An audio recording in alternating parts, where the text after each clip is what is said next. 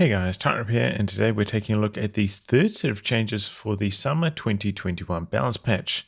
Starting out with the British, the bolster, as mentioned in the last set of notes, changes getting reverted, so it's going to stay at 150 manpower. The Churchill AVRE is having its price increased to better reflect its performance. Furthermore, its armor is being reduced to make it easier to ward off with anti-tank weapons. So armor decreased by 30, fuel cost getting increased by 15. OKW, the Sturm Tiger, getting a similar change here, fuel cost going up by 20 from 165 to 185. Ostheer Ambush Camouflage, to create consistency for the sprint abilities and lower the impact of ambush camouflage on long-range units, we are reverting the sprint change. Instead, the ambush bonus for all units except for Panzer Grenadiers is being reduced to lower the impact of weapons such as LMGs. So the sprint change, previously you'd have to upgrade ambush camouflage before you get access to sprint. There was a change in the last set of patch notes that's getting reverted.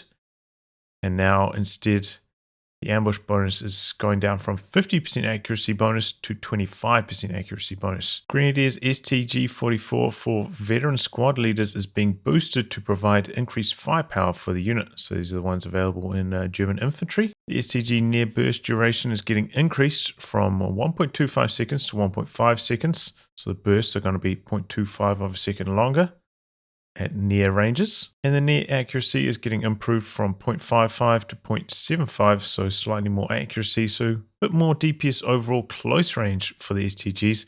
These did fall off quite sharply in terms of popularity after the switch from G43s to the STGs, so just a slight nudge in their performance at close range to try and make them a bit more relevant again. Soviet's 120mm mortar is having its formation tightened to make the unit more vulnerable to counterfire.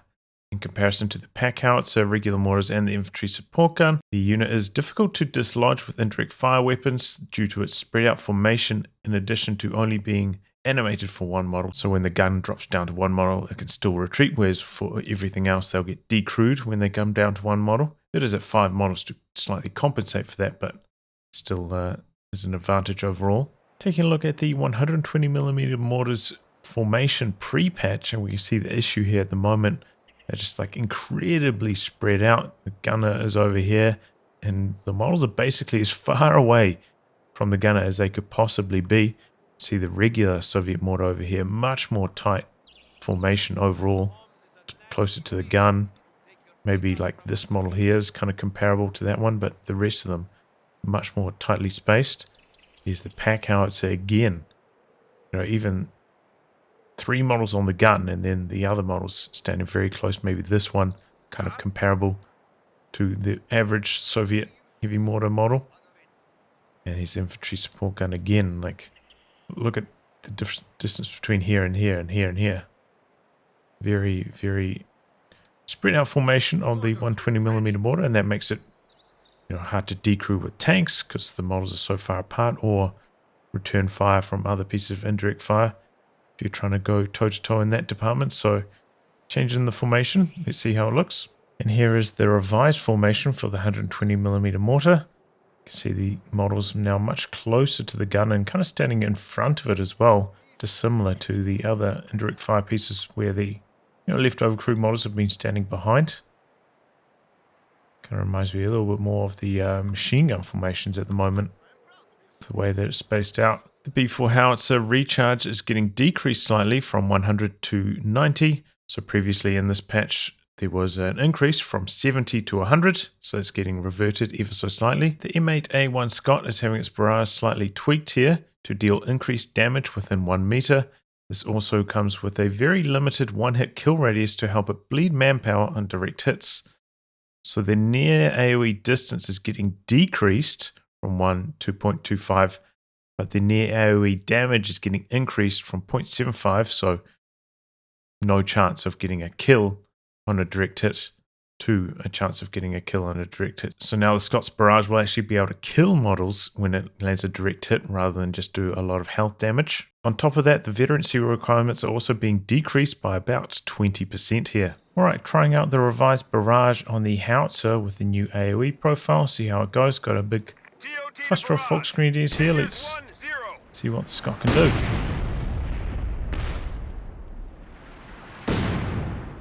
Rounds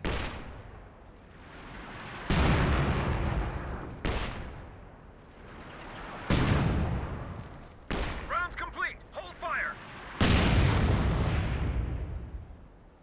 Don't think I saw any one-hit KOs there.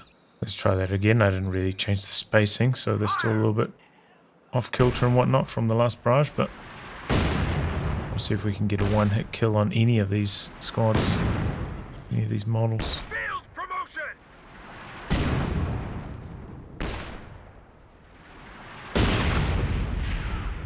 Rounds complete.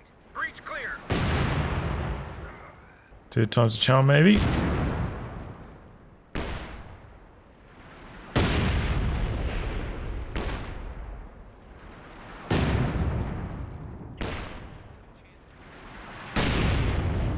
That looked like... Rounds complete. Hold fire. Okay, so, well, after 3 barrages, I don't think I got a single, like, one-hit Gun kill ready. on anything. So, it looks like that one-hit kill radius is very, very, very small. The M26 Pershing is having its armor increased from 270 to 290. I'm a little bit surprised by this change personally. I feel like the Pershing is the strongest of the heavy tanks compared to the IS-2 and the Tiger at least.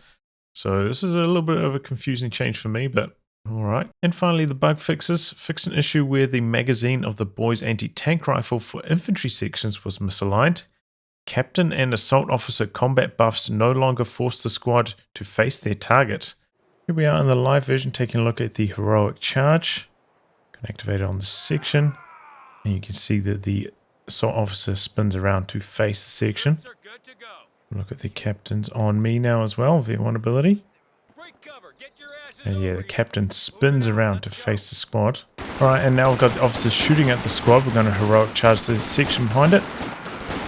So yeah, they briefly disengage for maybe like a second to activate the heroic charge. And then they continue firing.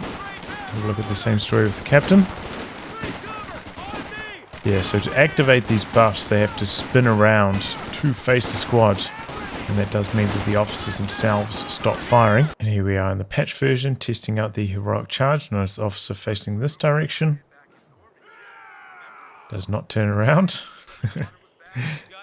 What about on me?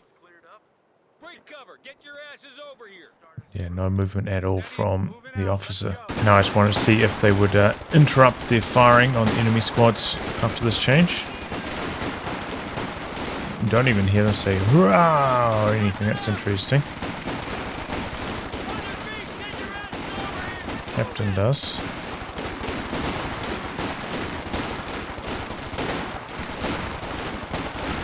But yeah, the officer heroic charge.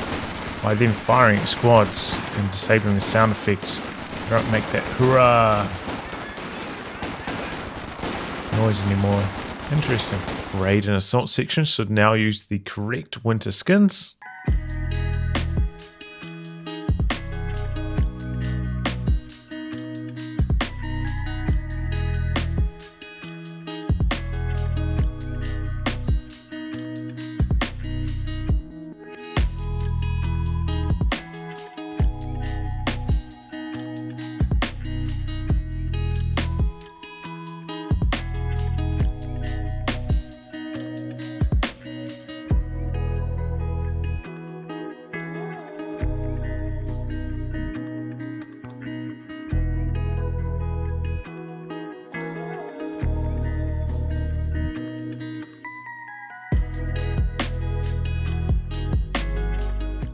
Light infantry now use the correct skins, and the 50 cal heavy machine gun is no longer slowed by light or heavy cover. That's very strange. This puts it on par with other heavy machine guns. As always, a huge thank you goes out to my Patreon backers, and if you have enjoyed this video, I hope you consider coming on board.